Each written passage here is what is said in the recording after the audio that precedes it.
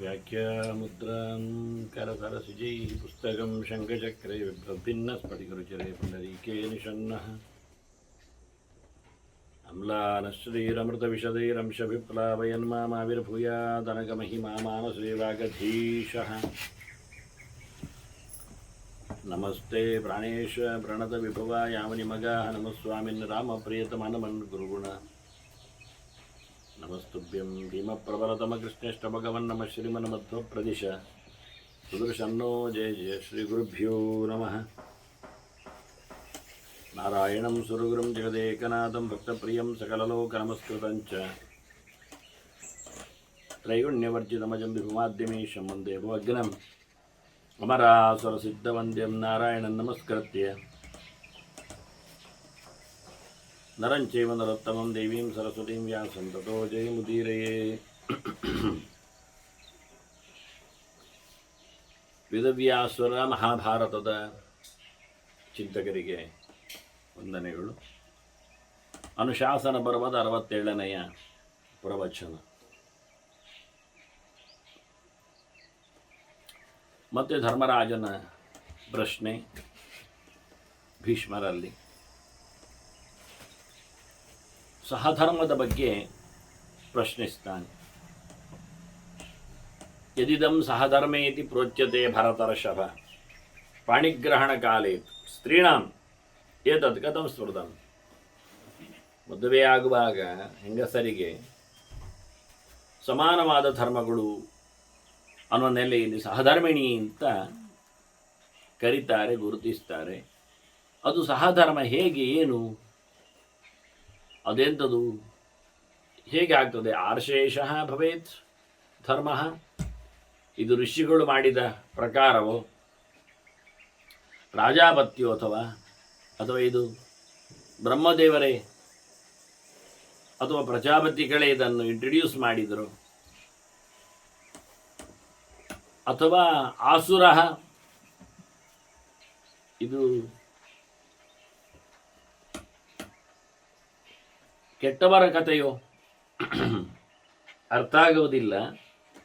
ಸಂದೇಹ ಸುಮಹಾನೇಶ, ಇದರ ಬಗ್ಗೆ ಭಾರಿ ಗೊಂದಲ ಇದೆ ನನಗೆ. ವಿರುದ್ಧ ಇತಿಮೆ ಮತಿ, ಇದು ಸರಿ ಇಲ್ಲ ಅಂತಲೇ ನನಗೆ ಕಾಣುತ್ತದೆ. ಯಾಕೆಂದರೆ ಇಹಯ ಸಹಧರ್ಮೋ ವೈ ಪ್ರೇತ್ಯಾಯಂ ವಿಹಿತ ಕೊನು, ಇಲ್ಲಿ ಸಹಧರ್ಮ ಅಂದದ್ದು ಮತ್ತು ಸತ್ತ ಬಳಿಕ ಎಲ್ಲಿ ಹೋಗ್ತದೆ, ಅದರ ಪ್ರಕ್ರಿಯೆಗಳು, ಸಂಬಂಧಪಟ್ಟವುಗಳು ಹೇಗಾಗ್ತದೆ? ಯಾಕೆಂದರೆ ಸತ್ತ ನಂತರ ಆಗುವಂಥದ್ದು ಸ್ವರ್ಗ ಅಲ್ವಾ, ಸ್ವರ್ಗೋಮೃತಾನಾಂ ಭವತಿ ಸಹಧರ್ಮ. ಅಲ್ಲಿ ಸಹಧರ್ಮ ಇರ್ತದ ಅಲ್ಲಿ ಸ್ವರ್ಗದಲ್ಲಿಯೂ? ಯಾಕೆಂದರೆ ಪೂರ್ವಮೇಕಸ್ತು ಮರ್ಯತೆ, ಒಬ್ಬ ಮೊದಲೇ ಸಾಯ್ತಾನೆ ಯಾರಾದರೂ ಒಬ್ಬ, ಮತ್ತಿನ್ನೊಬ್ಬ ಬರ್ತಾನೆ. ಹಾಗಾದರೆ ಸಹಧರ್ಮ ಎಲ್ಲಿ ಒಳೆದೋಯ್ತು? ಕ್ವಚೈಕಸ್ತಿಷ್ಠತೆ ವದ, ಅದು ಹೇಗಾಗ್ತದೆ? ಅವರಿವರ ಸಂಬಂಧಪಟ್ಟಂತೆ ಅಂತ ಹೇಳಿಕೊಳ್ಳುವ ಕತೆ ಏನಾಗ್ತದೆ? ಮತ್ತೆ ಸಹಧರ್ಮ ಒಂದೇ ಪ್ರಕಾರದಲ್ಲಿ ಇರ್ತದೆ ಹಾಗೀಗೆ ಅಂತ ಹೇಳೋದಾದರೆ, ನಮ್ಮ ಜನರಲ್ಲಿ ಒಂದೇ ಪ್ರಕಾರದ ಧರ್ಮ ಉಂಟಾ? ಎಲ್ಲಿಯಾದರೂ? ನಾನಾ ಧರ್ಮ ಫಲೋಪೇತ, ಒಂದೊಂದು ಪ್ರಕಾರದ ಧರ್ಮಕ್ಕೆ ಒಂದೊಂದು ರೀತಿಯಾದ ಫಲಗಳು, ಅದರಿಂದ ಅನುಭವಕ್ಕೆ ವ್ಯವಸ್ಥೆಗಳು, ನಾನಾ ಕರ್ಮ ನಿವಾಸಿತ, ಎಂತೆಂಥದೋ ಕರ್ಮಗಳು ಮಾಡ್ತಾರೆ, ಯಾವ್ಯಾವುದೋ ಪ್ರಕಾರದಲ್ಲಿ ಕರ್ಮಗಳು ಇರ್ತವೆ. ಇದರಿಂದ ಏನಾಗ್ತದೆ? ನಾನಾ ನಿರಯನಿಷ್ಠ ಅಂತ ಯಾವ್ಯಾವುದೋ ನರಕಗಳು ಸಿಗ್ತದೆ. ಒಬ್ಬೊಬ್ಬರ ಒಂದು ರೀತಿಯಾದ ಧರ್ಮಗಳು, ಧರ್ಮದಲ್ಲಿನ ಕಥೆಗಳು, ಅಲ್ಲಿನ ಅಭಿನಿವೇಶಗಳು, ಬದಲಾವಣೆಗಳು ಈಗ ಪ್ರಕಾರದಲ್ಲಿ ಇಲ್ಲದೇ ಇರುವುದರಿಂದ ಸಹಧರ್ಮ ಆಗುವುದು ಹೇಗಾಗ್ತದೆ?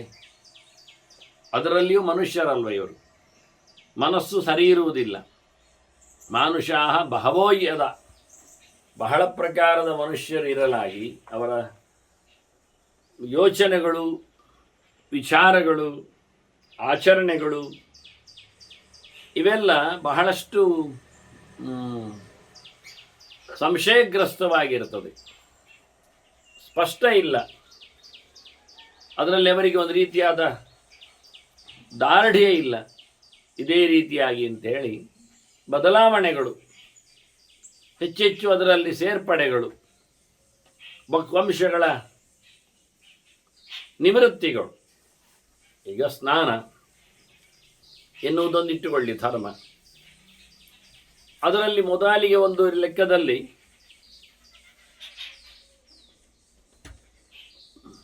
ವ್ಯವಸ್ಥೆ ಇರ್ತದೆ, ಯಾವಾಗಲೂ ಇದ್ದ ಹಾಗೆ ಎಲ್ಲ ಧರ್ಮಕ್ಕೆ ಬಂದ ಹಾಗೆ ಬಾಲವೃದ್ಧಾತುರ ಸ್ತ್ರೀಯರನ್ನೆಲ್ಲ ಕನ್ಸಿಡರ್ ಮಾಡಿಕೊಳ್ಳಬೇಕು ಅಂತ.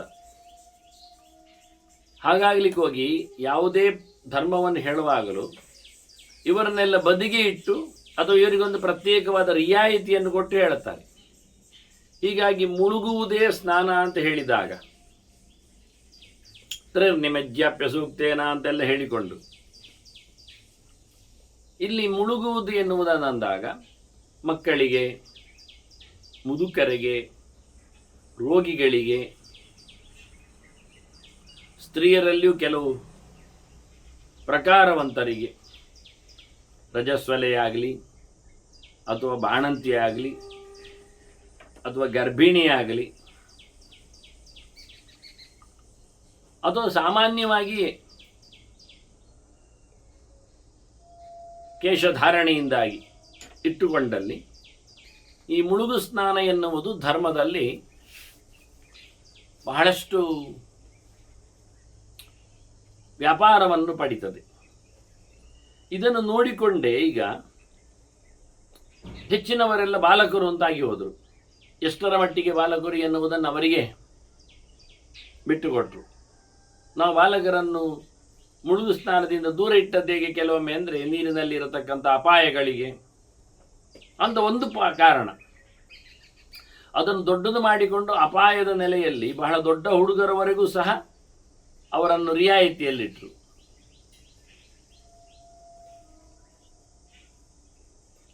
ಇನ್ನು ವೃದ್ಧರು ಅಂದಾಗ ಅಸಮರ್ಥರು ಎನ್ನುವ ಅರ್ಥವನ್ನೇ ತರಲಿಕ್ಕೆ ಹೋಗಿ ಅಸಾಮರ್ಥ್ಯ ಎನ್ನುವುದು ಅದು ಎಂದಿನಿಂದ ಆರಂಭ ಎನ್ನುವುದು ಹೇಳಲಿಕ್ಕೆ ಬರುವುದಿಲ್ಲ. ಹಾಗಾಗಿ ಬಹಳಷ್ಟು ಕಷ್ಟ ಆಯ್ತದು. ರೋಗಿಗಳು ಅಂದಾಗ ಎಂಥ ಪ್ರಕಾರದ ರೋಗಿಗಳು ಎನ್ನುವುದು ಅರ್ಥ ಆಗದೆ ನೀರಿನಲ್ಲಿ ಮುಳುಗಿದರೆ ಥಂಡಿ ಆದರೆ ಅನ್ನುವ ಲೆಕ್ಕಾಚಾರದಲ್ಲಿನ ರೋಗಿ ಅಂತ ಇಟ್ಟುಕೊಂಡರೆ, ಇದಕ್ಕೆ ಸಂಬಂಧಪಟ್ಟ ವಿಷಯದಲ್ಲಿ ಅವನು ರೋಗಿ ಅಂತ ಮಾಡಿಕೊಂಡ್ರೆ ಅದೊಂದು ಪ್ರಕಾರವೇ ಬೇರೆ ಆಗ್ತಿತ್ತು. ಇನ್ನು ಸ್ತ್ರೀಯರು, ಅದರಲ್ಲಿಯೂ ಪ್ರಕಾರಗಳು, ಇವರನ್ನೆಲ್ಲ ನಾವು ಮುಳುಗಿ ಸ್ನಾನದಲ್ಲಿ ದೂರ ಇಟ್ಟರು, ರಿಯಾಯಿತಿ ಘೋಷಣೆ ಮಾಡಿದರು. ಅವರಿಗೇನು ನದಿಯ ನೀರನ್ನು ಹೊಯ್ದುಕೊಳ್ಬೇಡಿ ಅಂತ ಹೇಳಲಿಲ್ಲಲ್ಲ. ಆದ್ದರಿಂದ ಮುಳುಗು ಸ್ನಾನ ನಿಷೇಧದಲ್ಲಿ ನದಿ ಸ್ನಾನ ನಿಷೇಧ ಆಗಲಿಲ್ಲ. ಆದರೆ ಇವರು ಹೇಗೂ ಹೊಯ್ದುಕೊಳ್ಳುವುದಾಗಿದ್ದರೆ ಬಾವಿಯಲ್ಲೇ ಹೊಯ್ದುಕೊಳ್ಳುವ ಅಂತೇಳಿ ನದಿಗೆ ಬರುವುದನ್ನು ತಪ್ಪಿಸಿದ್ರು. ಮತ್ತು ಹೇಗೂ ಬಾವಿಯಲ್ಲಿ ಹೊಯ್ದುಕೊಳ್ಳುವುದನ್ನು ಇನ್ನೊಬ್ಬರಿಂದ ಮಾಡಿಕೊಂಡ ಅಶಕ್ತರಿಗೆ ಮತ್ತೊಬ್ಬ ಸೇತಿ ಕೊಡುವುದು ಅಂತಾದರೆ ಅದನ್ನು ಬಾತ್ರೂಮಲ್ಲಿ ಮಾಡಿಕೊಳ್ಳುವ ಅಂತ ಅಲ್ಲಿವರೆಗೆ ಬಂತದ್ದು. ಮತ್ತು ಹೇಗೂ ಒಯ್ದು ತಂದು ಕೊಡುವುದಾಗಿದ್ದರೆ ಬಾವಿಯಿಂದ ಬಾತ್ರೂಮಿನವರೆಗೆ ಅದನ್ನು ಮೊದಲೇ ಒಯ್ದುಕೊಂಡಿಟ್ಟು ಟ್ಯಾಂಕಿಯಿಂದ ಇಳಿಸಿ ನಳ್ಳಿಯಿಂದ ಪಡೆದ್ರೇನು ಅಂತ ಅಲ್ಲಿಗೆ ಮತ್ತೆ ನಿಂತಿತು. ಮತ್ತು ಹೇಗೂ ಅಶಕ್ತನಿದ್ದಾನೆ, ರೋಗಿ ಇದ್ದಾನೆ, ಬಿಸಿ ನೀರು ಆಗಬೇಕು ಅಂದಾಗ ಆ ನಳ್ಳಿಗೇನೆ ಬಿಸಿ ನೀರು ಮಾಡಿಕೊಂಡ್ರು. ಎಷ್ಟು ಪಕ್ಕ ಆಯಿತು ನೋಡಿ. ಅದರಿಂದ ಹೇಳಿದ ಸ್ನಾನವನ್ನು ಇವರು ತಪ್ಪಿಸಿಕೊಂಡ ಬಗೆ ಹೇಗೆ ಅಂತ ಅರ್ಥ ಆಗ್ತಾ ಇಲ್ಲ. ಈಗ ಅದು ಸ್ನಾನವೇ ಅಲ್ಲ ಆಗುವುದಿಲ್ಲವೇ ಎನ್ನುವುದು ಗೊತ್ತಾಗದ ಮಾತಾಗಿ ಬಂತು. ಅದರಿಂದ ಇಲ್ಲಿ ಅವನು ಹೇಳಿದ, ನನಗಿದು ಸಹಧರ್ಮ ಅರ್ಥ ಆಗ್ತಾ ಇಲ್ಲ. ಮತ್ತೆ ಹೆಂಗಸರು ಅನ್ನೋ ವಿಷಯದಲ್ಲಿ ಹೇಳಿಕೊಳ್ಳುವಾಗ ಸೂತ್ರಕಾರ ಆಗಲಿ ವೇದಕಾರ ಆಗಲಿ ವೇದ ಆಗಲಿ ಅವರ ಬಗ್ಗೆ ಹೆಚ್ಚು ಒಳ್ಳೆ ಮಾಹಿತಿ ಕೊಡುವುದಿಲ್ಲ. ಅನೃತಾಹ ಸ್ತ್ರೀಯ ಇತ್ಯೇವಂ ಸೂತ್ರಕಾರೋ ವ್ಯವಸ್ಯತಿ. ಅವರು ಅನೃತರು, ಸರಿಯಿಲ್ಲದವರು, ಒಳ್ಳೆಯ ಜ್ಞಾನವರಲ್ಲಿ ಕಡಿಮೆ ಇದೆ ಅನ್ನೋ ನೆಲೆಯಲ್ಲಿ, ಹಾಗಾಗಿ ವ್ಯವಹಾರದಲ್ಲಿ ಅವರು ವಿಶ್ವಾಸಾರ್ಹರಲ್ಲ ಅನ್ನುವ ಬಗೆಯಂತೆ ಅನೇಕ ಕಾರಣಗಳಿಂದಾಗಿ ವೇದವು ಅದನ್ನು ಹೇಳುತ್ತದೆ. ಆದ್ದರಿಂದ ಸಹಧರ್ಮ ಎಂತು ಹೇಗೆ? ಧರ್ಮೋಯ ಪೂರ್ವಿಕೋ ದೃಷ್ಟ ಉಪಚಾರ ಕ್ರಿಯಾವಿಧಿ. ಇಲ್ಲ ಎಲ್ಲ ವಿಷಯದಲ್ಲಿ ಅವರು ಸೇರಿರ್ತಾರೆ, ಒಟ್ಟು ಮಾಡಿರ್ತಾರೆ. ಅಜ್ಞಾನಯನಾದಿಗಳಾಗಲಿ, ಆತಿಥ್ಯಗಳೆಲ್ಲಾಗಲಿ, ಇನ್ನಿತರ ಪೂಜೆ ಪುನಸ್ಕಾರಗಳಲ್ಲೆಲ್ಲಾಗಲಿ ಅವರದ್ದು ಪಾಲುದಾರಿಕೆ ಇದೆ. ಇಲ್ಲದಿದ್ದರೆ ನಡೆಯುವಂತೆ ಆಗುವುದಿಲ್ಲ. ರಾಮನ ಚರಿತೆಯಲ್ಲಿ ನಾವು ಸೀತೆ ಇಲ್ಲದಿದ್ದಾಗ ಅಂದಾಗ ಸ್ವರ್ಣ ಸೀತೆ ಪ್ರಕ್ರಿಯೆ ಬಂದಂತೆ ಅಗ್ನಿಹೋತ್ರಾದಿಗಳಿಗೆ ಅಗ್ನಿಸಿದ್ಧಿ ಆಗಲಿಕ್ಕೆ ಬೇಕಾದ್ದರಿಂದ ವಿವಾಹ ಆಗಿರಬೇಕು. ಅವಿವಾಹಿತನು ಹೋಮ ಹವನಗಳಲ್ಲಿ ಅನರ್ಹನು ಅನ್ನುವ ನೆಲೆಯಲ್ಲಿ, ಯಾಕೆ ಅದನ್ನು ಷಟ್ಕರ್ಮಿ ಆಗಲಿಲ್ಲ, ಆಗುವುದಿಲ್ಲ. ಹೀಗೆ ಇವೆಲ್ಲ ಸಹಧರ್ಮ ಕ್ರಮ ಬಂದದ್ದೆಲ್ಲ ಪ್ರಯೋಗ ಪದ್ಧತಿಗಳಲ್ಲಿ ನಿಲ್ಲಿಕ್ಕೆ ಹೋಗಿ ಕರ್ಮಾಚರಣೆ ಹಿನ್ನೆಲೆಯಲ್ಲಿ ಬಂದಾಗ ಅದೊಂದು ಔಪಚಾರಿಕವಾಗಿ ಅಂತ ಹೇಳಬಹುದು. ಅದೊಂದು ಗೌರವಕ್ಕಾಗಿ, ಗಮ್ಮತ್ತಿಗಾಗಿ, ಕ್ರಿಯೆಯ ಒಂದು ಪರ್ಫೆಕ್ಷನ್ ಅಂತೇವಲ್ಲ ಹಾಗೆ ಇಬ್ಬರು ಎಲ್ಲ ಸೇರಿಕೊಂಡಾಗ, ಈಗ ಒಂದು ಕುರ್ಚಿ ಎತ್ತಲಿಕ್ಕೆ ಉಂಟು ಅಂದಾಗ ಒಬ್ಬನೇ ಆಚೆ ಎತ್ತಿಡುವುದಕ್ಕಿಂತ ಆಚೆ ಈಚೆ ಇಬ್ಬರು ಎತ್ತಿಡುವುದರಲ್ಲಿ ಒಂದು ಚಂದ ಉಂಟು, ಕಲಾವಂತಿಕೆ ಇದೆ ಅದರಲ್ಲಿ. ಕಾಣುವವರಿಗೂ ಒಂಥರ ಒಳ್ಳೆ ಕಾಣ್ತದೆ. ಇಲ್ಲದಿದ್ದು ಒಬ್ಬನೇ ಹೊತ್ತುಕೊಳ್ಳುವಾಗ ಅದನ್ನು ಅವನು ಪುಗುಳಿ ಮೇಲೆ ಮಾಡಿಕೊಂಡು ಕೈಯನ್ನು ಬಗ್ಗಿಸಿಕೊಂಡು ಇನ್ನೊಬ್ಬರಿಗೆ ತಾಂಟಿಸಿಕೊಂಡು ಅದನ್ನು ತಾನು ಬಿದ್ದುಕೊಂಡು ಅಥವಾ ಅದರ ಕೈಕಾಲು ಮುರಿದುಕೊಂಡು ಒಂದು ವ್ಯಕ್ತಿ ಹಾಳು, ಒಂದು ವಸ್ತು ಹಾಳು. ಸಾಮಾನ್ಯವಾಗಿ ನಮ್ಮ ಗಡಿಬಿಡಿಯಲ್ಲಿ ಆಗತಕ್ಕ ವ್ಯವಸ್ಥೆಗಳು, ಒಂದು ನಾವು ಸಂಕಟ ಪಡ್ತೇವೆ, ಇಲ್ಲ ವಸ್ತುವನ್ನು ಸಂಕಟದಲ್ಲಿ ಆಗ್ತೇವೆ. ಒಂದು ಶಿಸ್ತನ್ನು ಉಪಯೋಗಿಸಿಕೊಂಡಾಗ ಅದು ಚೆನ್ನಾಗಿ ನಡೀತದೆ. ಹೀಗೆ ಸಹಧರ್ಮ ಬಂದದ್ದು. ಶಿಸ್ತುವೇ ಸಹಧರ್ಮದ ಒಂದು ಉಪಾಂತರ ಇದ್ದಾಗೆ ಅಲ್ಲವಾ ಅಂತಾನೆವ. ಆದರೆ ಇದು ನನಗೆ ಬಹಳ ವಿಶಿಷ್ಟ ವಿಚಿತ್ರ ಅನಿಸ್ತದೆ. ಈಗ ಅಕ್ವರಂ ಪ್ರತಿಭಾತಿಯೇ ತತ್ತು. ಇದು ನನಗೆ ಬಹಳ ಕ್ಲಿಷ್ಟ, ರಹಸ್ಯ, ನಿಗೂಢ, ಗುಟ್ಟು ಅಂತ ಅನಿಸಿಕೊಳ್ಳುತ್ತದೆ. ಹಾಗಾಗಿ ನನ್ನ ಚಿಂತನೆ ಎಷ್ಟು ಮಾಡಿದ್ದು ಒಂದೇ ಪ್ರಕಾರ, ಮಮ ಚಿಂತೆಯತ ಅನಿಶಂ. ನಾನು ಪ್ರತಿನಿತ್ಯ ಇದರ ಬಗ್ಗೆ ಯೋಚನೆ ಮಾಡಿಕೊಂಡ್ರು ನನಗೇನು ಅರ್ಥ ಆಗ್ತಾ ಇಲ್ಲ. ನಿಸ್ಸಂದೇಹಮಿದಂ ಸರ್ವಂ ಪಿತಾಮಹ ಯಥಾಶ್ರುತಿ. ಪ್ರಮಾಣಬದ್ಧವಾಗಿ ಇದರ ವಿಷಯದ ಬಗ್ಗೆ ನನಗೆ ಪೂರ್ಣವಾದ ಇದರ ಕಥೆಯನ್ನು ಹೇಳಬೇಕು. ಇದು ಎಂಥದ್ದು, ಏನು, ಎಲ್ಲಿ, ಹೇಗೆ ಅಂತ. ಯದೇ ತತ್ ಯಾದೃಶಂಚೈತತ್, ಇದು ಎಂತ ಆಗಿದೆ, ಯಾವ ಲಕ್ಷಣದ ಯಾವ ಪ್ರಕಾರದಲ್ಲಿ ಕೂತಿದೆ. ಯಥಾಚೈತತ್ ಪ್ರವರ್ತಿತಂ, ಇದು ಬಂದ ಕಥೆಯೇನು. ಹೆಂಗಸರು, ಸ್ತ್ರೀಯರು, ಸಹಧರ್ಮಿಗಳು ಅಂತೆಲ್ಲ ಹೇಳಿಕೊಂಡು ಒಟ್ಟಿಗೆ ಇರುವುದು, ಹಾಗೆ ಹೀಗೆ ಅಂತ ಒಟ್ಟು ಮಾಡುವುದು ಕರ್ಮಾಂಗಗಳಲ್ಲೆಲ್ಲ ಅಂತ ಹೇಳಿಕೊಂಡು ಇದೆಲ್ಲ ಎಂತ ಅರ್ಥ ಆಗ್ತಾ ಇಲ್ಲ. ಸತ್ತ ಬಳಿಕೆ ಒಟ್ಟು ಬರುವುದಿಲ್ಲ, ಬೇರೆ ಮೊದಲು ಎಲ್ಲೋ ಇರ್ತಾರೆ, ಹೀಗೆ ಹಾಗೆ ಅಂದಾಗ ಅವರ ಧರ್ಮ ಬೇರೆ ಇರ್ತದೆ, ಅವರ ಧರ್ಮದಲ್ಲಿ ಅವರು ಪಡೀಲಿಕ್ಕಿರ್ತದೆ. ಇದೆಲ್ಲ ಸಮಯ ಇಲ್ಲ, ಎಂಥದ್ದು ಅರ್ಥ ಆಗ್ತಾ ಇಲ್ಲ, ಹೇಳಿಬಿಡಿ ಪೂರ್ತಿ ಅಂತ ಭೀಷ್ಮರಲ್ಲಿ ಧರ್ಮರಾಜ ಪ್ರಶ್ನೆ ಮಾಡ್ತಾನೆ. ಭೀಷ್ಮರು ಅದಕ್ಕೆ ಅಷ್ಟಾವಕ್ರನ ಒಂದು ಕಥೆಯನ್ನು ಹೇಳುತ್ತಾರೆ.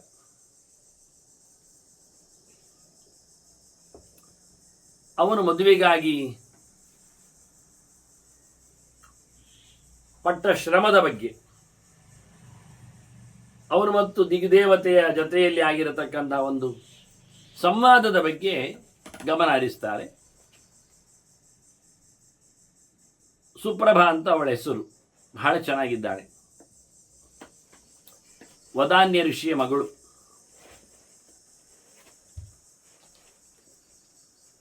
ಗುಣ ಪ್ರಭಾವಶೀಲೇನ ಚಾರಿತ್ರೇಣ ಚ ಶೋಭನಾ, ಅದು ಶೋಭನಾ.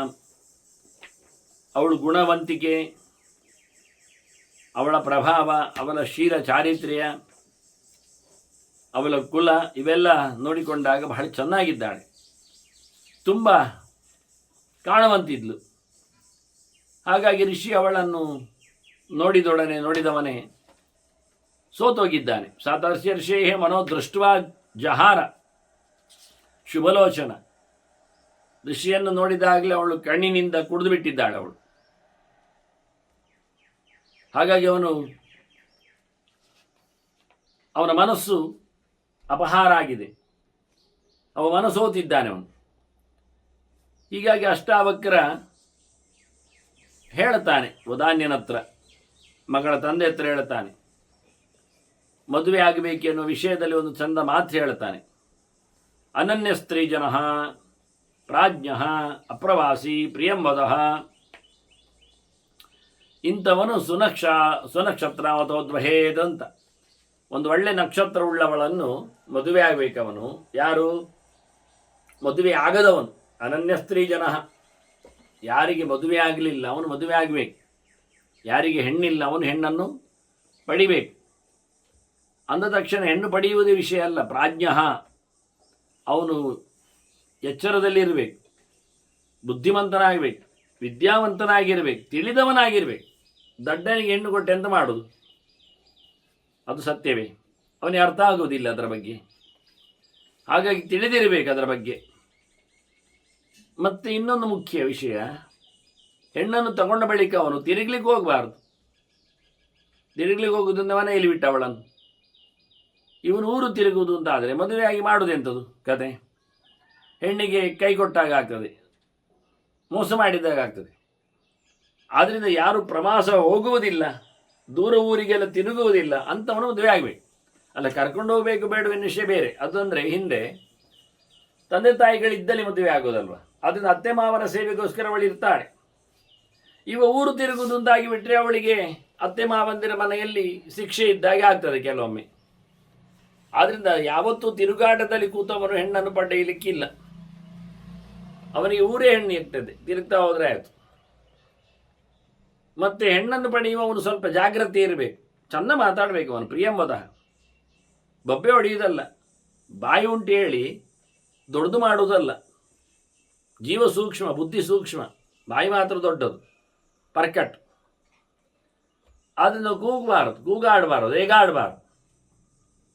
ಮಾತಾಡುವುದಾದರೆ ಬಾಯಿ ತೆರೆದರೆ ಒಳ್ಳೆಯದೇ ಮಾತಾಡಬೇಕು. ಕೆಟ್ಟದು, ಅಪ್ರಿಯವಾದದ್ದು ಪ್ರಿಯಂವದ ಅಂಥವನಾದರೆ ಒಳ್ಳೆ ಹುಡುಗಿಯನ್ನು, ನಕ್ಷತ್ರ ಲಾಯ್ಕಿದ್ದವಳನ್ನು ಮದುವೆ ಆಗಬೇಕು ಅಂತ ಇವ ಹೇಳುದವನಿಗೆ ವದಾನೆನಿಗೆ.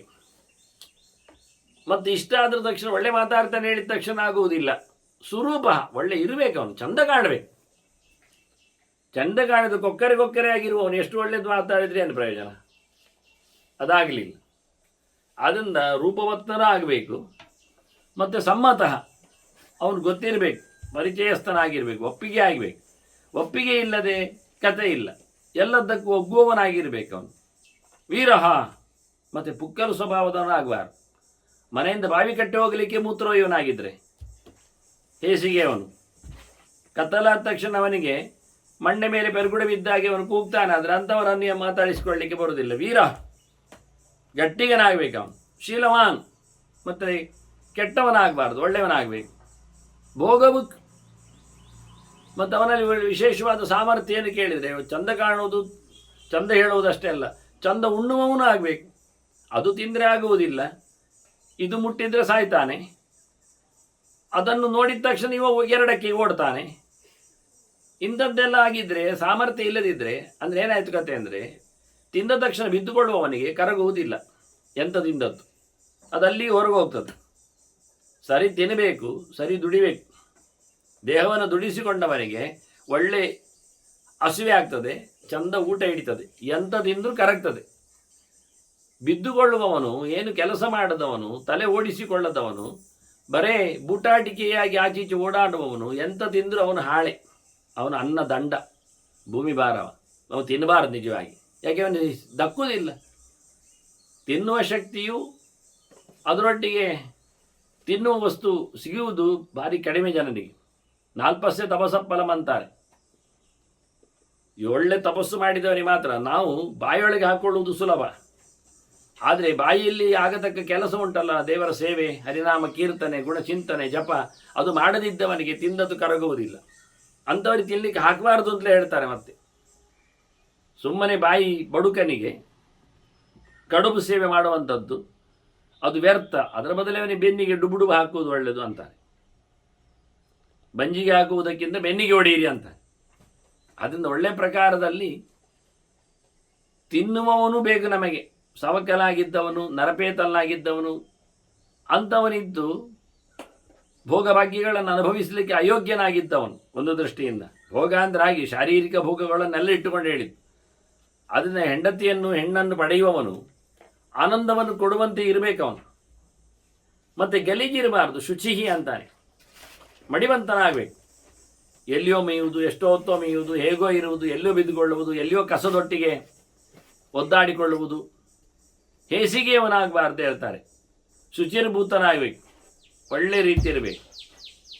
ಗಲೀಜು ಮಾಡಿಕೊಳ್ಳುವವನು, ಗಲೀಜಾದವನು, ಗಲೀಜನ್ನು ಇಷ್ಟಪಡುವವನು, ಹಳತ್ತನ್ನು ತಿನ್ನುವವನು, ಹೇಸಿಗೆಯನ್ನು ನಡೆಸಿಕೊಡುವವನು ಅಲ್ಲೆಲ್ಲ ಆಗುವುದಿಲ್ಲ.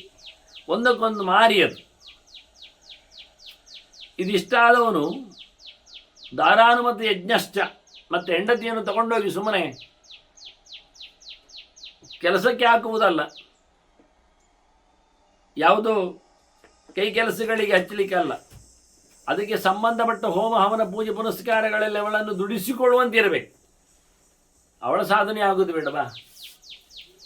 ಆದ್ದರಿಂದ ಹೆಂಡತಿಗೆ ಸಂಬಂಧಪಟ್ಟಂಥ ಯಜ್ಞಯಾಗಗಳು ಯಾವುದೆಲ್ಲಿರುತ್ತೆ, ಅಗ್ನಿಹೋತ್ರಾದಿಗಳು, ಅದರಲ್ಲೆಲ್ಲ ಆತಿಥ್ಯಗಳು, ಪಿತೃಕಾರ್ಯಗಳು. ಹಾಗಾಗಿ ಪಿತೃಕಾರ್ಯಗಳಿಗೆಲ್ಲ ಅಂದರೆ ಶ್ರಾದ್ದಾದಿಗಳಿಗೆಲ್ಲ ಮನೆ ಹೆಣ್ಣುಮಕ್ಕಳಿಂದಲೇ ಹವಿಸ್ಸಿನ ಕಥೆಗಳು, ಊಟೋಪಚಾರಗಳ ವ್ಯವಸ್ಥೆಗಳು. ಈಗೆಲ್ಲ ಬೇರೆ ಬೇರೆ ಕಡೆಯಲ್ಲಿ ಹೋಗಿ ಮನೆಯಲ್ಲಿ ಮಾಡದೇ ಇರಲಿಕ್ಕೆ ಹೋಗಿ ಶ್ರಾದ್ದಗಳೆಲ್ಲ ಎಲ್ಲೆಲ್ಲಿಯೂ ಆಗಲಿಕ್ಕೆ ಹೋಗಿ ಮನೆ ಮಂದಿ ಇನ್ವಾಲ್ವ್ಮೆಂಟೇ ಇಲ್ಲ ಅಲ್ಲಿ. ಪುಣ್ಯಕ್ಕೆ ಒಬ್ಬ ಪಿಂಡ ಹಾಕುವವನೇನೇ ಇರ್ತಾನೆ, ಅವನ ಸಂಬಂಧಿಗಳಿಗೆ, ತಂದೆ ತಾಯಿಗಳಿಗೆ ಅಂತ ಹೇಳಿಕೊಳ್ಳುವ. ಅದು ಬಿಟ್ಟರೆ ಉಳಿದ ಯಾವುದಕ್ಕೂ ಸಂಬಂಧಪಡುವಂತೆ ಅವರ ಮನೆಯವರಿಂದ ಚಿಕ್ಕಾಸುವುದಕ್ಕೆ ಪ್ರಯತ್ನ ಬೀಳುವುದಿಲ್ಲ.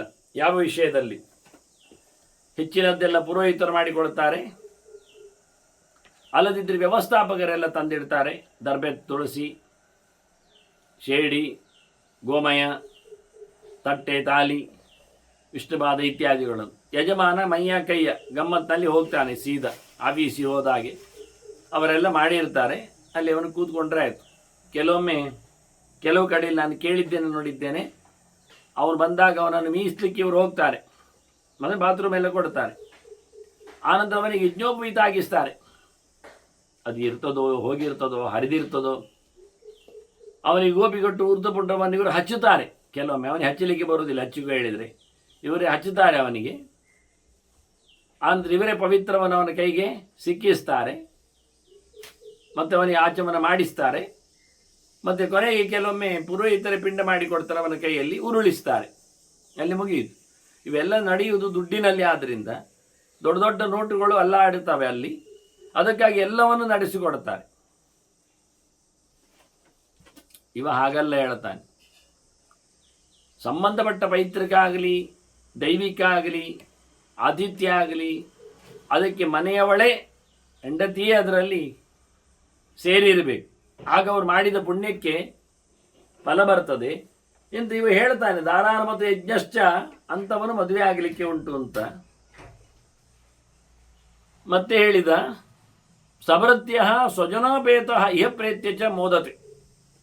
ಇಂಥವನು ಮದುವೆ ಆಗುವಾಗ ಒಬ್ಬನೇ ಮದುವೆ ಆಗುವುದಲ್ಲ, ಸಭೃತ್ಯ, ಅವನ ಕೆಲಸದವರೆಲ್ಲ ಬರಬೇಕು, ಸೇವೆಯವರೆಲ್ಲ ಇರಬೇಕು, ಶಿಷ್ಯರೆಲ್ಲ ಸೇರಬೇಕು. ಮತ್ತು ಸ್ವಜನೋಪೇತ, ತನ್ನವರು ಬರಬೇಕು, ತನ್ನ ಮನೆ ಮಂದಿ ಇರಬೇಕು, ಕುಟುಂಬದವರೆಲ್ಲ ಇರಬೇಕು. ಹೀಗಾಗಿ ಇವರನ್ನೆಲ್ಲ ಸೇರಿಸಿಕೊಂಡು ಆಳು ಕಾಳು ಜೊತೆಗೆ ತನ್ನವರೊಡನೆ, ಇಲ್ಲಿ ಮಿತ್ರವರ್ಗವನ್ನು ತನ್ನವರೊಡನೆ ಅಂತ ಅರ್ಥ ಮಾಡಿಕೊಂಡ್ರೆ ಅವರು ಬರ್ತಾರಾಗ ಸ್ವಜನರಾಗಿ. ಹೀಗಾಗಿ ಎಲ್ಲರೊಡನೆ ಸೇರಿಕೊಂಡು ಮದುವೆಯಾಗುವವ ಇಲ್ಲಿಯೂ ಶಯನ ಆಗ್ತಾನೆ, ಸ್ವರ್ಗಕ್ಕೂ ಸಂಭ್ರಮಿಸ್ತಾನೆ ಸೇರಿ.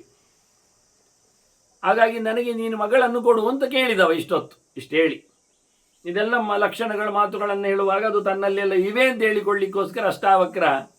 ಅವನ ಅಷ್ಟಾವಕ್ರ 8 ಕಡೆಯಲ್ಲಿ ಡೊಂಕು ಅಂತ ಅವನ ಕತೆ. ಅದನ್ನು ಕಣ್ಣು ನೆಗಾಡಿದವರ ಮೇಲೆಲ್ಲ ಶಾಪಾದಿಗಳೆಲ್ಲ ಕತೆ ನಾವು ಹಿಂದೆ ಕೇಳಿದ್ದೇವೆ, ಉಂಟು ಬೇಕಾದಷ್ಟು. ಆದರೆ ಇವ ಬಹಳ ಚೆನ್ನಾಗಿದ್ದಾನೆ ಅಂತ, ಬುದ್ಧಿಮಂತ ಅಂತ ಹೇಳ್ತಾ, ಎಲ್ಲಿ ಊರೂರು ತಿರುಗುವುದಿಲ್ಲ, ಒಳ್ಳೆ ಮಾತಾಡ್ತೇನೆ ಅಂತ ತಿಳಿಸ್ತಾ, ಬೇರೆ ತನಗೆ ಮದುವೆ ಆಗಿಲ್ಲ ಅಂತ ಹೇಳಿಕೊಂಡು ಶೀಲವಂತ ಅಂತ ಗುರುತಿಸಿ ವೀರನಿದ್ದೇನೆ ಅಂತ, ಭೋಗಭಾಗ್ಯಗಳೆಲ್ಲ ನನಗೆ ಅನುಭವಿಸುವ ಯೋಗ್ಯತೆ ಇದೆ ಅಂತ ಹೇಳಿ ಶುದ್ಧನಿದ್ದೇನೆ ಅಂತೆಲ್ಲ ಹೇಳಿಕೊಂಡು ನಾನು ಸಮ್ಮತನು ಎಲ್ಲರಿಗೂ ಅಂತ. ಅದಕ್ಕೆ ಮಗಳ ಅಪ್ಪ ಹೇಳ್ತಾನೆ ವದಾನ್ಯ, ನೀನು ಒಂದು ಟಾಸ್ಕ್ ಉಂಟು ಮಾಡಿಕೊಂಡು ಬರಬೇಕು. ಎಂಥದದು? ಗಚ್ಚ ತಾವತ್ಸ್, ನೀನು ಹೋಗ್ಬೇಕು. ಉತ್ತರಾಂ ದ್ರಕ್ಷ್ಯಸೆ ತತಃ ದಿಶಂ ಪುಣ್ಯಾಂ ಉತ್ತರಾಂ, ನೀನು ಉತ್ತರ ದಿಕ್ಕಿಗೆ ಹೋಗ್ಬೇಕು. ಅಲ್ಲಿ ನೀನು ನೋಡಿ ಬರ್ಬೇಕು. ನನಗೆ ನೀನು ಉತ್ತರ ದಿಕ್ಕಿಗೆ ಹೋಗ್ಬೇಕು ಅಂತ ಹೇಳ್ತೀನಿ, ನೋಡಿ ಬರ್ಬೇಕಿತ್ತು ಎಂತ ಅಂತ ಪೂರ ಹೇಳ್ಬೇಕಲ್ಲ ಮಾರಾಯ. ಇವ ಹೇಳ್ತಾನೆ ಕೂಡಲೇ ಮಧ್ಯೆಯಲ್ಲಿ ಕೇಳ್ತಾನೆ, ಕಿಂದ್ರಷ್ಟವ್ಯಂ ಮಯಾ ಕಾರ್ಯಂ, ನಾನು ಎಂತ ಮಾಡಬೇಕು, ಏನು ಕಾಣಬೇಕೆಲ್ಲ ಹೇಳು. ಅದಕ್ಕೆ ವದಾನ್ಯ ಹೇಳ್ತಾನೆ, ನೀನು ಹೀಗೆ ಉತ್ತರಕ್ಕೆ ಹೋಗು, ಹಿಮಾಲಯ ಬರ್ತದೆ, ಕುಬೇರನ ಅರಮನೆಗಳೆಲ್ಲ ಸಿಗ್ತದೆ, ಕೈಲಾಸಗಳು, ಅಲ್ಲಿಯ ಆಡಂಬರಗಳು, ಸೊಗಡು, ಅಲ್ಲಿನ ಪರಿವಾರಗಳು, ಅವರೆಲ್ಲ ನೀನು ನೋಡಲಿಕ್ಕೆ ಆಗ್ತದೆ. ಅದೆಲ್ಲ ಒಮ್ಮೆ ತಪಸ್ಸು ಮಾಡಿದ್ದ ನೆಲ ಆದ್ದರಿಂದ ಅಲ್ಲಿ ಶಿವ ಅದನ್ನು ಬಿಡುವುದಿಲ್ಲ, ಅಲ್ಲೇ ಇರ್ತಾನವ. ಅಲ್ಲೆಲ್ಲ ಗೀತ ವಾದ್ಯ ನೃತ್ಯ ಎಲ್ಲ ಇರ್ತದೆ. ಇನ್ನು ಮುಂದಕ್ಕೆ ಪೂರ್ವೇ ತತ್ರ ಮಹಾಪಾರ್ಶ್ವೇ ದೇವಸ್ಯ ಉತ್ತರದಸ್ತತ, ದೇವರ ಉತ್ತರದಲ್ಲಿ ಬದಿಯಲ್ಲಿ, ಪೂರ್ವದ ಬದಿಯಲ್ಲಿ ಋತವಃ ಕಾಳರಾತ್ರಿಶ್ಚ ಯೇ ದಿವ್ಯಾಹ ಯೇ ಚ ಮಾನುಷಾಹ, ಅಲ್ಲಿ ಅಲೌಕಿಕವಾದ ವ್ಯವಸ್ಥೆಗಳು, ಈ ಲೋಕದ ಕಥೆಗಳು ಇವೆಲ್ಲ ನಿನಗೆ ಕಾಣಲಿಕ್ಕೆ ಸಿಗ್ತದೆ. ಋತುಗಳ ವ್ಯವಸ್ಥೆಗಳು, ಮರದ ಹಣ್ಣುಗಳು, ಹೂಗಳು, ತಂಪು ಇವೆಲ್ಲ ಹೇಳಿಕೊಂಡಾಗಿ ರಾತ್ರಿ ಇವೆಲ್ಲ ನಿನಗೆ ಸಿಗ್ತದಲ್ಲಿ. ಮುಂದಕ್ಕೆ ಅಲ್ಲಿ ಶಿವನನ್ನು ಉಪಾಸನೆ ಮಾಡುವ ವ್ಯವಸ್ಥೆಯನ್ನು ನೀನು ನೋಡ್ತೀವಿ. ದೇವಂಚ ಉಪಾಸತೆ ಸರ್ವೇ ರೂಪಿಣಃ, ಅವರವರ ಮೂರ್ತಿವಂತರಾಗಿ ರೂಪ ತೆಗೆದುಕೊಂಡು ಶಿವೋಪಾಸನೆಯನ್ನು ಮಾಡ್ತಾ ಇರ್ತಾರಲ್ಲಿ. ರೂಪಿಣಃ ಕಿಲ ತತ್ರಃ, ಅದೇ ಒಂದು ಗೌಜಿ. ಅಲ್ಲಿಂದ ಮುಂದಕ್ಕೆ ಒಂದು ದಟ್ಟವಾದ ಕಪ್ಪು ಕಾಡು ಬೇರೆ ಉಂಟು. ಅಲ್ಲಿ ಒಬ್ಬಳು ತಪಸ್ವಿನಿ ಇದ್ದಾಳೆ. ತಪಸ್ವಿನಿ ಮಹಾಭಾಗಾಂ ವೃದ್ಧಾಂ ದೀಕ್ಷಾಂ ಅನುಷ್ಠಿತಾಂ, ಅವಳು ದೀಕ್ಷಿತಳಿದ್ದಾಳೆ, ತಪಸ್ಸಿನಲ್ಲಿದ್ದಾಳೆ, ಬಹಳ ಒಳ್ಳೆಯವಳಿದ್ದಾಳೆ, ಮುದುಕಿ ಇದ್ದಾಳೆ ಅವಳು. ಅವಳನ್ನು ನೀನು ನೋಡಬೇಕು, ಅವಳನ್ನು ಗೌರವಿಸಬೇಕು. ಮತ್ತೆ ನೀನು ಹಿಂದಿರುಗಿ ಬಾ, ಮತ್ತೆ ನಿನಗೆ ಪಾಣಿಗ್ರಹಣ ಮಾಡ್ತದೆ, ನಿನಗೆ ಮದುವೆ ಆಗ್ತದೆ, ಮತ್ತೆ ಹೆಣ್ಣನ್ನು ಕೊಡ್ತೇನೆ ಅಂತ ಹೇಳಿ ಅವನಿಗೆ ದಿಕ್ಕನ್ನು ಹೇಳಿದ, ಅಲ್ಲಿನ ದಶೆಯನ್ನು ಹೇಳಿದ, ಮುದುಕಿಯನ್ನು ತಿಳಿಸಿದ, ಕಾಣುವ ಸೊತ್ತನ್ನು ಹೇಳಿಬಿಟ್ಟ. ಸರಿ ಒಳಗಡೆ ಅಂದ ಇವ ಅಷ್ಟಾವಕ್ರವನಿಗೆ ಮದುವೆ ಆಗಬೇಕೀಗ. ಮಾಡುವ, ನೀನು ಸತ್ಯ ಹೇಳಬೇಕು, ಮತ್ತೆ ಸುಳ್ಳು ಮಾಡಲಿಕ್ಕಿಲ್ಲ. ನಾನು ಆಯ್ತು ಹೇಳಿದ ತಕ್ಷಣ ಮತ್ತೆ ಬೇರೆ ಶುರು ಮಾಡೋದಲ್ಲ. ಭವಾನ್ ಭವತು ಸತ್ಯವಾಗ್, ನೀನಂತೂ ಸತ್ಯನಿಷ್ಠನಾಗಬೇಕು. ನಾನೀಗ ಹೊರಟು ಆ ಕೆಲಸ ಮಾಡಿ ಬರ್ತೇನೆ, ಮತ್ತೆ ನೀನು ಹುಡುಗಿಯನ್ನು ಕೊಡಲಿಕ್ಕೆ ಉಂಟು. ಸರಿ ಮಹಾರಾಯ. ಇವ ಹಿಮಾಲಯದಾಚೆಗೆ ಹೋದ. ಅಲ್ಲಿ ಅವನಿಗೆ ಬಹಳ ಗೌಜಿ ಎಲ್ಲ ಕಂಡಿತು. ಬಾವುದಾ ರಿವರ್, ಬಾವುದಾ ನದಿ ಸಿಕ್ಕಿತು. ಆ ಶಂಕಲಿಖಿತನ ಕತೆ ಕೇಳಿದ್ದೇವೆ ಅಲ್ಲಿ ಹಿಂದೆ. ಅಲ್ಲಿ ಅವನು ರಾತ್ರಿ ತಂಗಿದ, ಮಲಗಿದ. ಅಲ್ಲಿಂದ ಮುಂದಕ್ಕೆ ಮರುದಿನ ಎದ್ದ, ಹೊರಟ. ಅವನ ಅಗ್ನಿ ಕಾರ್ಯ, ಪೂಜೆ ಪುನಸ್ಕಾರ, ಜಪಾನುಷ್ಠಾನ ಎಲ್ಲ ಮುಗಿಸಿ ಅಲ್ಲಿಂದ ರುದ್ರಾಣಿ ಕೂಪ ಅಲ್ಲ ಕೂಪರಿ, ಕೂಪ ಅಂದರೆ ಬಾವಿ ಅಂತ, ರುದ್ರಾಣಿಯ ಬಾವಿಯೆಡೆಗೆ ಬಂದ. ಅಲ್ಲಿ ಮತ್ತೆ ವಿಶ್ರಾಂತಿ ತಗೊಂಡ, ಸ್ವಲ್ಪ ಆರಾಮಾಗಲಿ. ಹಾಗೆ ಅಲ್ಲಿಂದ ಮತ್ತೆ ಕೈಲಾಸದ ಆಚೆಗೆ ತೆರಳಿದ. ಅಲ್ಲಿ ಮಂದಾಕಿನಿ ಹರಿಯುವವಳು. ಈ ಗಂಗೆಗೆ ಬೇಕಾದಷ್ಟು ಕಡೆಯಲ್ಲಿ ಬೇಕಾದಷ್ಟು ಹೆಸರುಗಳೆಲ್ಲ ಇರ್ತವೆ. ಅಲಕನಂದ ಅಂತೆಲ್ಲ ಕರೀತಾರೆ, ಗಂಗಾ ಅಂತ. ಅದೊಂದು ದೈಶಿಕವಾಗಿ ಅದರ ನಾಮವನ್ನು ಬದಲಿಸಿಕೊಳ್ತದೆ. ಬೇರೆ ಬೇರೆ ನದಿಗಳು ಸೇರಿಕೊಂಡಾಗ ಎಲ್ಲ ಯಾವುದರಲ್ಲಿ ದೊಡ್ಡದಾಗ್ತದೆ ಅದರ ಹೆಸರು ಮುಂದುವರಿತದೆ, ಯಾವುದು ಸಣ್ಣದಿರ್ತೋ ಅದನ್ನು ಅಲ್ಲಿ ಕೈ ಬಿಡ್ತಾರೆ. ಅದಕ್ಕೆಲ್ಲ ಪ್ರಯಾಗ ಅಂತ ಹೇಳೋ ಕಥೆಗಳು, ಅದೆಲ್ಲ ಹಿಂದೆ ನಾನು ವಿವರಿಸಿಟ್ಟಿದ್ದೇನೆ ಕೆಲವು. ಹಾಗೆಯೇ ಮಂದಾಕಿನಿ ಆಚೆಗೆ ತೆರಳಿದ. ಅಲ್ಲಿಂದ ಕುಬೇರನ ಜಾಗಗಳೆಲ್ಲ ಬಂದವು. ಅಲ್ಲಿ ಹೋದಾಗ ಮಾಣಿಭದ್ರ ಪುರೋಗಮಾಹ, ಕುಬೇರನ ಭೃತ್ಯ, ಅವರೆಲ್ಲ ಬಂದು ಸ್ವಾಗತಂ ಹೇಳಿದ್ರು ಇವನನ್ನು. ಬನ್ನಿರಿ ಬನ್ನಿರಿ ಇಂದ. ಅಲ್ಲಿವರೆಗೆ ಬಂದವರನ್ನು ಬನ್ನಿ ಹೇಳುದು, ಇಲ್ಲಿದ್ದವರನ್ನು ಕರೆಯುವುದಿಲ್ಲ ಯಾರು ಸಹ. ಅಲ್ಲಿ ಅವರಿಗೆ ಬಂದರೆ ಅವನು ಬರಲಿಕ್ಕೆ ಬರ್ತದೆ ಅಂತ ಅರ್ಥ ಅವನಿಗೆ. ನಾವು ಹಿಮಾಲಯಕ್ಕೆ ಹೋಗಿ ಅಂಥ ಮುಂದುವರಿಕೆ ಜಾಗಗಳನ್ನು ನಾವು ಪ್ರವೇಶಗೈದರೆ ಅವರು ಯಕ್ಷ ರಾಕ್ಷಸರು ದೇವತೆಗಳು ಸಂಚಾರ ಮಾಡುವ ತಾಣ ಆದರೆ ಅವರು ನಮ್ಮನ್ನು ಕರೀತಾರೆ ಬರಲಿಕ್ಕೆ. ಅವರನ್ನೆಲ್ಲ ನೋಡಿ ಬರುವ, ಫೋಟೋ ತಗೊಂಡು ಬರುವ ಒಂದು ಸೆಲ್ಫಿ ಅದೆಲ್ಲ ಅವರು ಸಿಗುವುದಿಲ್ಲ. ನಮಗೆ ಎಲ್ಲಿವರೆಗೆ ಬರಲಿಕ್ಕೆ ಯೋಗ್ಯತೆ ಉಂಟು ಅಲ್ಲಿವರೆಗೆ ಬಂದಾಗ ಅವರು ನಮ್ಮನ್ನು ಕರ್ಕೊಂಡು ಹೋಗ್ತಾರೆ, ಬರಲಿಕ್ಕೆ ಹೇಳುತ್ತಾರೆ. ಹಾಗಾಗಿ ಅವರ ಜಾಗಕ್ಕೆ ಇವ ಬಂದ ಅಂದರೆ ಇವನಿಗೆ ಬರಲಿಕ್ಕೆ ಬರ್ತದೆ ಅಂತ ಗೊತ್ತಾಯ್ತು ಅವರಿಗೆ, ಇವು ಸುಮ್ಮನೆ ಸಾಮಾನ್ಯ ಅಲ್ಲ ಅಂತ ಆಯಿತು. ಆದರೆ ನಾವು ಸ್ವಾಗತ ಅಂತ ಹೇಳಿದರು. ಇವ ಹೇಳಿದ, ನಾನು ಬಂದಿದ್ದೇನೆ ಅಂತ ನಿಮ್ಮ ದೊರೆಗೆ ಕುಬೇರನಿಗೆ ತಿಳಿಸಿರಿ ಅಂತ ಹೇಳಿದ. ಸಾರಿ ಅಂತೇಳಿ ಹೋಗಿ ಕುಬೇರನ ಹತ್ರ ಹೇಳಿದರು, ಋಷಿ ಮಹಾರಾಯ ಬಂದಿದ್ದಾನಲ್ಲ ಅಂತ. ಕುಬೇರ ಸ್ವಯಂ ಬಂದ, ಅಲ್ಲಿಗೆ ಬಂದು ಕರ್ಕೊಂಡು ಹೋಗ್ತಾನೆ ಅರಮನೆಗೆ. ನಮ್ಮಲ್ಲಿ ಒಂದು ಕ್ರಮ ಉಂಟು, ಬಂದವರಿಗೆಲ್ಲ ಅರಮನೆಗೆ ಅಂದರೆ ಕರ್ಕೊಂಡು ಹೋದವರಿಗೆಲ್ಲ ಆತಿಥ್ಯ ಮಾಡಲಿಕ್ಕೆ ಉಂಟು ಅಂತ. ಅದೆಲ್ಲ ಕ್ರಮ ಎಲ್ಲೆಲ್ಲ ಹಾಗೆ ಅಲ್ಲ ಆತಿಥ್ಯ ಮಾಡೋದು ಅಂತ. ಅದೆಲ್ಲ ತಮಾಷೆ ಮಾಡ್ತಾರೆ ಹಿಂದೆಲ್ಲ. ಅತಿಥಿ ಬಂದಾಗ ಅವನು ಸವಾರಿ ಮಾಡುವುದುಂಟು ಅಂತ. ಇಲ್ಲಿ ಹಾಗಲ್ಲ, ನಮ್ದು ಆತಿಥ್ಯ ನಮ್ಮ ಸ್ಟೈಲಲ್ಲಿ ಆಗ್ತದೆ. ನಮ್ದೆಲ್ಲ ಭಾರಿ ದೊಡ್ಡ ಮಟ್ಟಿನದ್ದು. ಹಾಗಾಗಿ ನಮ್ದು ಆತಿಥ್ಯದಲ್ಲಿ ಎಲ್ಲ ಕುಣಿತ ಎಲ್ಲ ಉಂಟು, ಹಾಡು ಬಡಿತ ಎಲ್ಲ ಉಂಟು. ಹಾಗಾಗಿ ನಮ್ಮ ಅಪ್ಸರೆಯರು ನಿನಗೆ ಅತಿಥಿ ಇದು ಸ್ವಾಗತ ನೃತ್ಯ ಅಂತ ಸರಿ ಉಂಟು.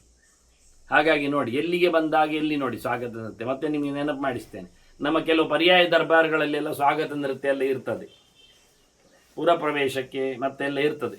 ಸನ್ಯಾಸಿಗಳು ಊರು ತಿರುಗಿ ಬಂದಾಗ ಅಂತ ಹೇಳಬಾರ್ದು ನಾವು. ಮತ್ತು ಸನ್ಯಾಸಿಗಳು ಕ್ಷೇತ್ರ ದರ್ಶನ ಮಾಡಿ ಬಂದಾಗ ಸರಿ ಕ್ಷೇತ್ರ ದರ್ಶನ ಮಾಡಿ ಬಂದಾಗ ಅವರಿಗೆ ಕಂಡಾಬಟ್ಟೆ ಆಯಾಸ ಆಗಿರ್ತದೆ, ಮತ್ತು ಬೋರ್ ಆಗಿರ್ತದೆ, ಅದೆಲ್ಲ ಹೇಳಬಾರ್ದು. ಅವರಿಗೆ ಕ್ಷೇತ್ರ ಸ್ವಾಮಿಗಳನ್ನೆಲ್ಲ ನೋಡಿ ಒಂದೇ ಪ್ರಕಾರ ನೋಡಿ. ಈ ಕೆಲವೊಮ್ಮೆ ಉದ್ದ ರಸ್ತೆಗೆ ಬಿಳಿದ ಪಟ್ಟಿ ಹಾಕಿರ್ತಾರೆ, ಅದನ್ನು ಹೀಗೆ ನೋಡಿಕೊಂಡು ಹೋಗಿ ಸ್ಟೇರಿಂಗ್ ಹಿಡಿದವನಿಗೆ, ಚಾಲಕನಿಗೆ ಕೊನೆಗೆ ಒಂಥರ ಅವನಿಗೆ ಪೂರಾ ಗೆರೆಯೇ ಕಂಡಾಗೆ ಆಗುವುದು, ಇನ್ನೇನೋ ಅನಿಸುವುದು ಅವನಿಗೆ. ಹೀಗಾಗಿ ಅವನು ಒಂದು ಸರ್ತಿ ಅದು ತಪ್ಪಲಿ ಹೇಳಿ ಕಣ್ಣು ಮುಚ್ಚಿಕೊಂಡು ಸ್ಟೇರಿಂಗನ್ನು ಎಲ್ಲೋ ತಿರುಗಿಸ್ತಾನೆ, ಹೋಗಿ ಗುದ್ದಿ ಬಿದ್ದು ಮತ್ತೆ ಹೇಳಲಿಕ್ಕಿಲ್ಲ. ಹಾಗೆ ಇವರಿಗೆಲ್ಲ ಒಂದೇ ಪ್ರಕಾರ, ಮುಳುಗುವುದು, ಏಳುವುದು, ನೀರು ಕುಡಿಯುವುದು, ತೀರ್ಥ ತಗೊಳ್ಳುವುದು, ಮತ್ತೆ ಪುನಃ ಗಂಟೆ ಬಾರಿಸುವುದು, ಪೂಜೆ ಮಾಡುವುದು, ಮತ್ತೆ ಮಲಗುವುದು, ತಿರುಗುವುದು, ಹೋಗುವುದು, ಪೋಯ್ ಹೇಳಿ ಪ್ರತಿನಿತ್ಯ ಒಂದೇ ಪ್ರಕಾರ ಆಗಲಿಕ್ಕೆ ಹೋಗಿ ಅವರಿಗೀಗ ಒಂದು ಸರ್ತಿ ಪುರಪ್ರವೇಶ ಆಗಲಿ ಅಂತ ಕಾಣ್ತದೆ. ಆದ ತಕ್ಷಣ ಒಮ್ಮೆ ಒಂದು ಲೈಟಲ್ಲಿ ಮನೋರಂಜನೆ ಆಗಲಿ ಹೇಳಿಕೊಂಡು ಸ್ವಾಗತ ನೃತ್ಯಕ್ಕೆ ಎಂಟ್ರಿ ಸಾಂಗ್ ಇರ್ತದೆ, ಅಲ್ಲಿ ಅದೆಲ್ಲ ನಡೀತದೆ. ಅದು ಬೇಕೋ ಬೇಡವೋ ಎನ್ನುವುದನ್ನು ಸ್ವಲ್ಪ ತಡೆದು ನೋಡುವ, ವಿಚಾರಿಸುವ ನಾವು.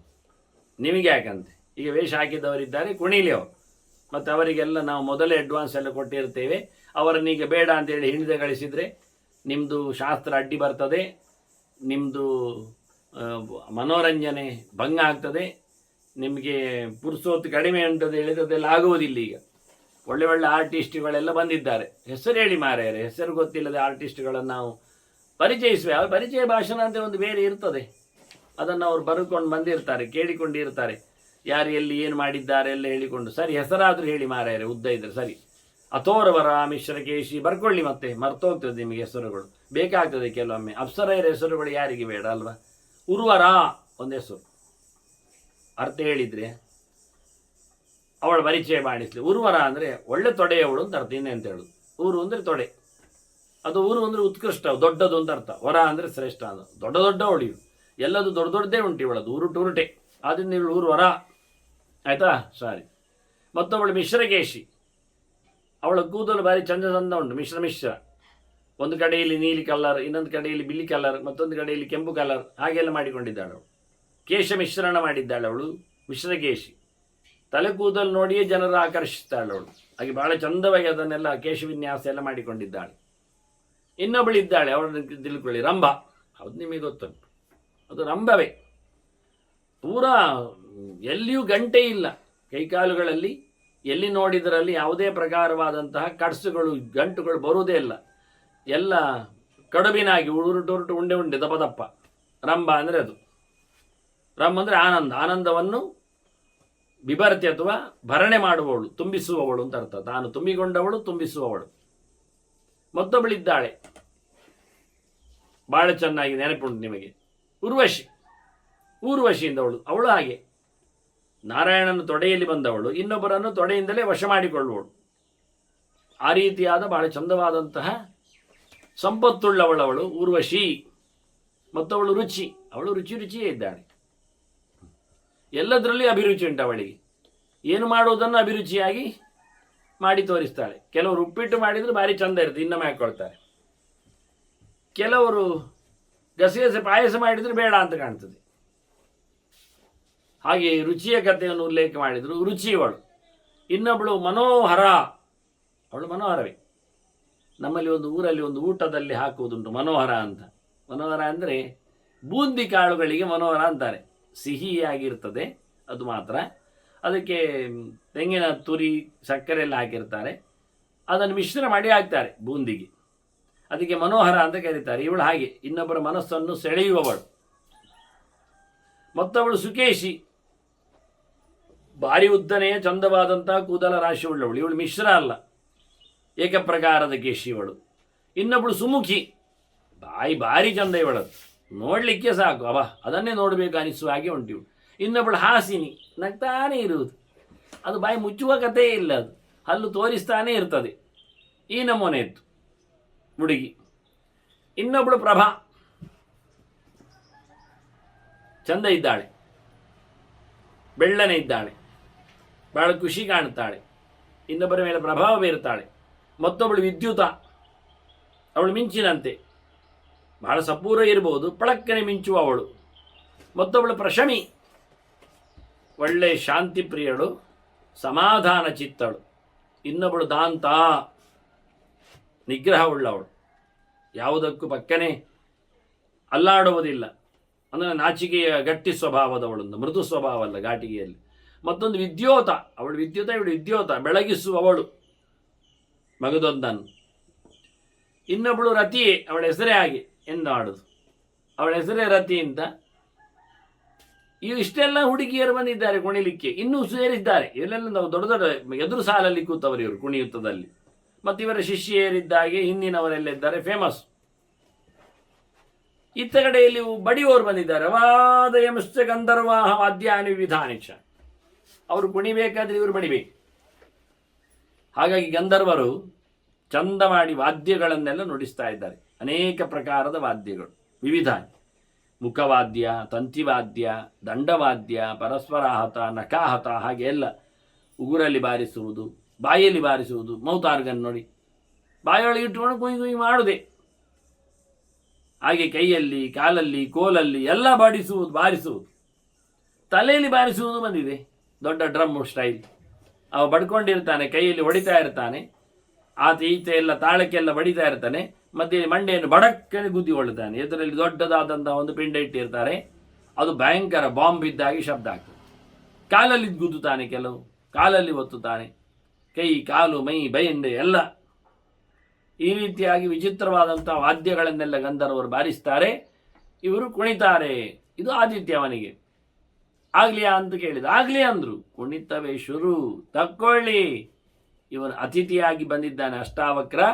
ಕುಬೇರನ ಅರಮನೆಯಲ್ಲಿ ಗೌಜೇ ಗೌಜಿ ಸ್ವಾಗತ ನೃತ್ಯದ ಬಹಳ ದೊಡ್ಡ ಮಟ್ಟಿನ ಪ್ರವೇಶ ಆಯಿತು. ಒಂದರ ನಂತರ ಒಂದು ಪದ್ಯ, ಒಂದರ ನಂತರ ಒಂದು ಹೊಡೆತ, ಒಂದರ ನಂತರ ಒಂದು ವಾದ್ಯ. ಬಗೆ ಬಗೆಯಲ್ಲಿ ಸಮೂಹ ನೃತ್ಯ, ಏಕಪ್ರಕಾರ ನೃತ್ಯ, ಮಲಗಿ ನೃತ್ಯ, ನಿಂತು ನೃತ್ಯ, ಕೂತು ನೃತ್ಯ, ಹಾರಿ ನೃತ್ಯ, ವಿಕರಣಗಳು, ಕರಣಗಳು, ಪ್ರಕರಣಗಳು, ಭಾವಗಳು, ಲಾಸ್ಯಗಳು, ಮುದ್ರೆಗಳು, ಅಂಗಚೇಷ್ಟೆಗಳು, ವಿಲಾಸಗಳು, ಭ್ರೂಕುಣಿತ, ತುಟಿಯಂಚಿನಲ್ಲಿ ಪರಸ್ಪರ ಶೃಂಗಾರ, ಲಾಸ್ಯ, ಭಾವ, ವೀರ, ರೌದ್ರವಾದ, ಆಶ್ಚರ್ಯ, ಇದೆಲ್ಲ ರಸಗಳ ಅದ್ಭುತವಾದ ವಿನ್ಯಾಸಗಳಲ್ಲಿ ಕುಣಿದದ್ದೇ. ದಿವ್ಯಂ ಸಂವತ್ಸರಂ ಮುಗಿದೋಯಿತು. ಆಟ ಆಗ್ತಾ ಕುಣಿತಾ ಇದ್ದಾಗ 1 ವರ್ಷವೇ ಆಯಿತು. ದಿವ್ಯ ಸಂವತ್ಸರಂ ತತ್ರ 60 ಮಹಾತಪ, ಭಾರಿ ಗೌಜಿನ ತಪಸ್ಸು ಮಾಡಿಕೊಂಡು ಬಂದ ಅಷ್ಟಾವಕ್ರ ದೇವತೆಗಳ ಲೋಕದ ಲೆಕ್ಕಾಚಾರದಲ್ಲಿ 1 ವರ್ಷ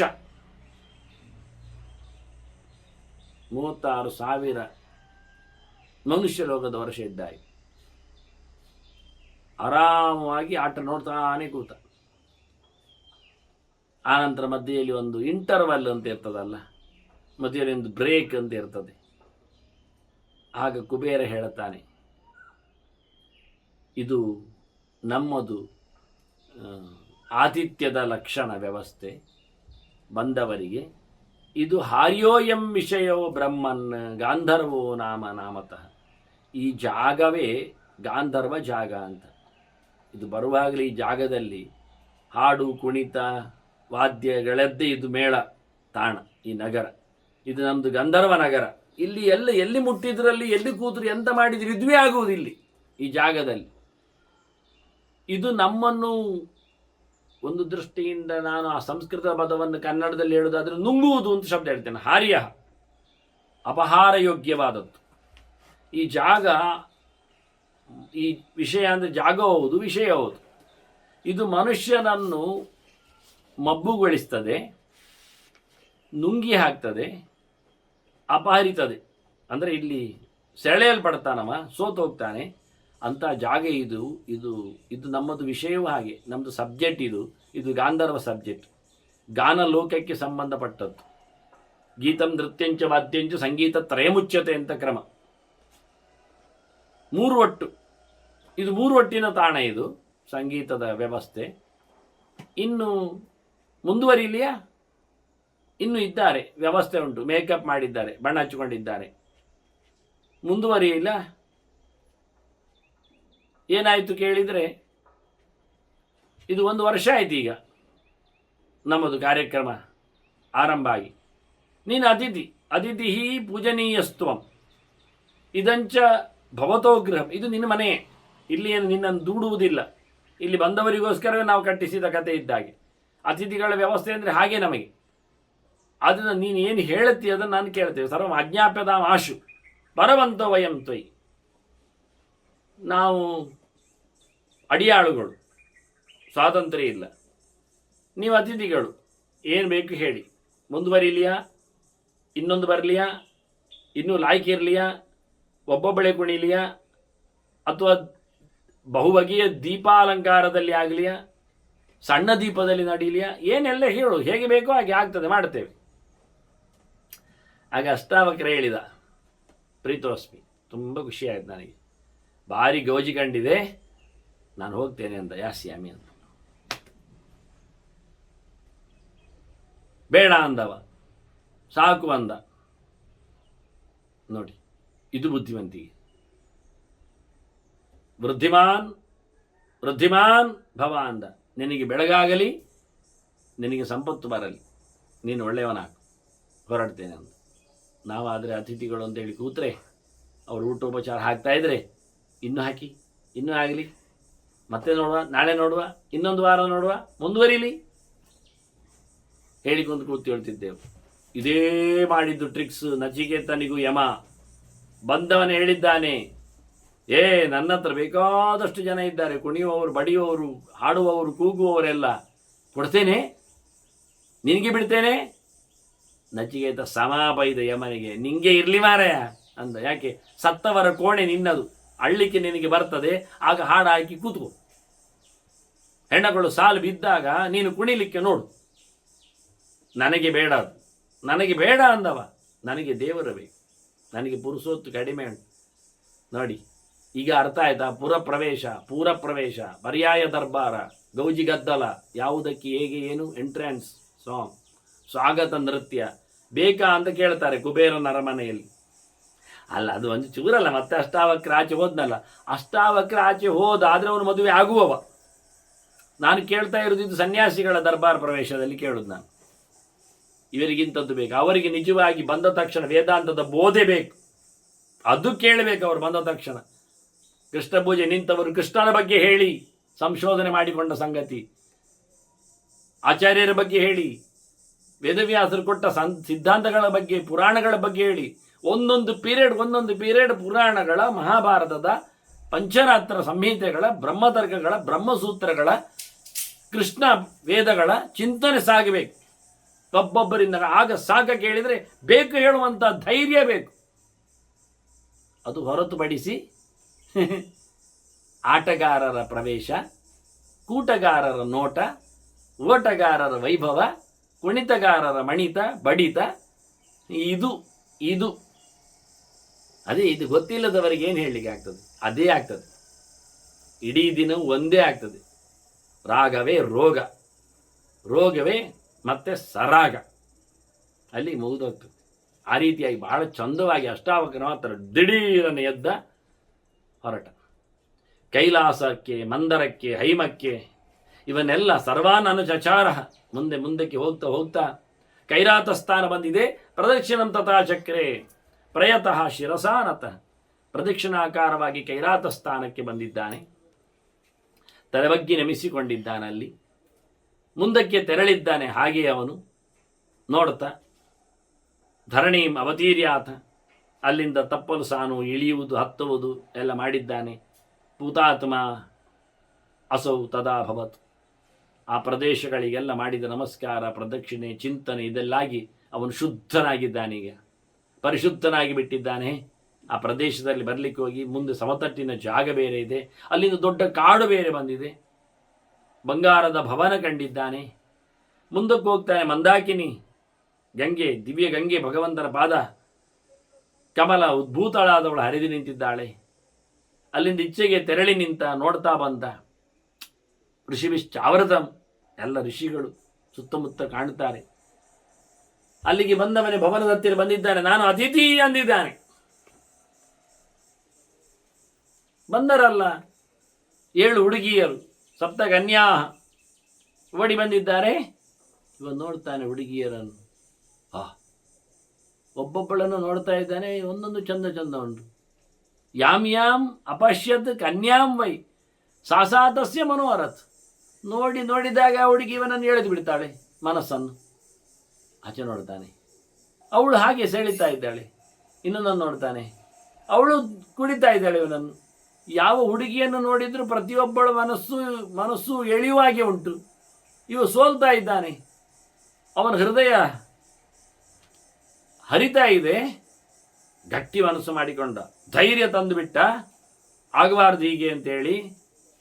ಅಷ್ಟೊತ್ತಿಗೆ ಆ ಹುಡುಗಿಯರು ಹೇಳಿದರು, ಭಗವಾನ್ ಪ್ರವಿಶತ್, ಸ್ವಾಮಿ ಬನ್ನಿ ಒಳಗೆ. ಅವಳು ಕರೀಲಿಕ್ಕೆ ಬಂದವರು. ಒಳಗೇನಿರಬಹುದು ಅಂತ ಕುತೂಹಲದಾಗಿ ಹುಡುಗಿಯರು ಒಳಗಿಂದ ಹೊರಗೆ ಓಡಿ ಬಂದಾಗಲೇ ಅತಿಥಿ ಅಂದಾಗಿವ. ಆ ಹುಡುಗಿಯರನ್ನು ನೋಡಿ, ಆ ಹುಡುಗಿಯರು ಇವನನ್ನು ಎಳೆಯುವುದು ನೋಡಿದಾಗ ಇವನು ಬೇಸತ್ತು, ಮನಸೋತು, ಬೇಡಪ್ಪ ಬೇಡ ಅಂತ ಓಡಬೇಕಿತ್ತು ಅಲ್ಲಿಂದವ. ಅದು ಬಿಟ್ಟು ಅವನಿಗೆ ಕುತೂಹಲ ಆಯಿತು. ನೋಡುವ, ಬನ್ನಿ ಒಳಗೆ ಹೇಳುವ ಹುಡುಗಿಯರೇ ಇಷ್ಟು ಚೆಂದ ಆಗಿಬಿಟ್ರೆ, ಇದು 7 ಜನರ ಪ್ರಕಾರದಲ್ಲಿ ಬಂದಿದ್ರೆ ಇನ್ನೇನೆಲ್ಲ ಕಾಣಲಿಕ್ಕಿರ್ತದೆ. ಒಟ್ಟು ನೋಡಲಿಕ್ಕೇನಿಲ್ಲಲ್ಲ, ನೋಡುವುದಕ್ಕೇನು ಖರ್ಚು ವೆಚ್ಚ ಇಲ್ಲ ಹೇಳಿಕೊಂಡು ಆಯಿತು ಅಂತೇಳಿ ಒಳಗೆ ಪ್ರವೇಶ ಮಾಡಿದ್ದಾನೆ. ನಾವು ಒಳಗೆ ಪ್ರವೇಶ ಮಾಡುವ ಏನುಂಟು ಮತ್ತೆ ನೋಡುವ, ಚಿಂತನೆಯನ್ನು ಮುಂದುವರಿಸುವ. ತಮಗೆಲ್ಲ ಮಗದೊಮ್ಮೆ ವಂದನೆಗಳೊಂದಿಗೆ ಅನುಶಾಸನ ಪರ್ವದ ಈ ಪ್ರವಚನವನ್ನು ಮುಗಿಸುವ. ನಾರಾಯಣ ನಾರಾಯಣ ನಾರಾಯಣ.